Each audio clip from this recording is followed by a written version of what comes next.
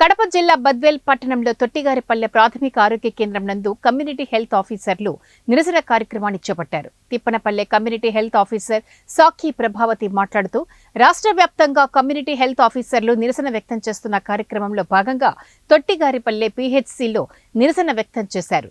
గిరిజన, గ్రామీణ, మారుమూల ప్రాంతాల్లో ఆరోగ్య ఉప కేంద్రాలలో కమ్యూనిటీ ఆఫీసర్లుగా 2019వ సంవత్సరం నుండి పనిచేస్తున్నామని, సెంట్రల్ గవర్నమెంట్ గైడ్ లైన్స్ ప్రకారం 6 సంవత్సరాల సర్వీస్ పూర్తయిన వారిని రెగ్యులరైజ్ చేయాలని కోరారు.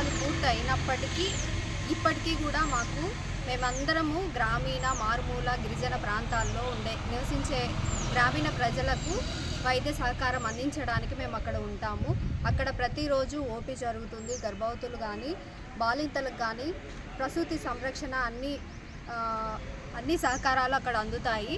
బీపీ, షుగరు, ఎన్సిడి సర్వే కానీ, ఎల్సిడి సర్వే కానీ ప్రతి ఒక్క సర్వేలో భాగంగా మేమందరము అక్కడ ఉండి మా సర్వీస్ మేము అందిస్తూ ఉన్నాము.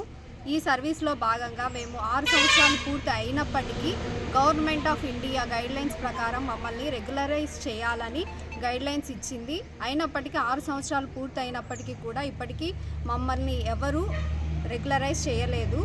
అదేవిధంగా మాకు జీతం అనేది కేంద్ర ప్రభుత్వం జీతం ఇస్తుంది, ప్రోత్సాహకం అనేది రాష్ట్ర ప్రభుత్వం ఇస్తుంది. రాష్ట్ర ప్రభుత్వం ఇచ్చే ప్రోత్సాహకంలో ఇతర కారణాలను చూపించి సరైన పద్ధతిలో మాకు ఇన్సెంటివ్స్ ఇవ్వడం లేదు. సంవత్సర కాలంగా బకాయిలు మొత్తము మాకు చెల్లించాలని అడుగుతున్నాము. అదేవిధంగా గత సంవత్సరంలో ఎన్హెచ్ఎం క్యాడర్లో 187 క్యాడర్లు పనిచేస్తుండగా 187 క్యాడర్లలో భాగంగా కేవలం సిహెచ్ఓ క్యాడర్కి మాత్రమే 23% హైక్ ఇవ్వలేదు. దాన్ని సవరించి మాకు న్యాయం చేయాలని మేము అడుగుతున్నాము.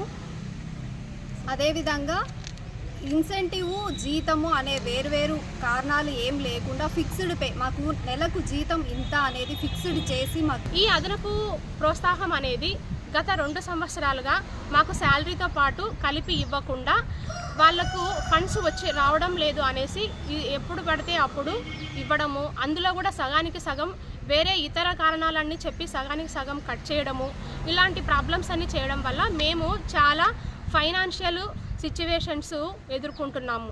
కాబట్టి ఇలా లేకుండా మాకు ఫిక్స్డ్ పే అనేది ఒకటి ఇచ్చి దాని ద్వారా మాకు శాలరీస్ తయారు చేసి ఇవ్వాలి అనేసి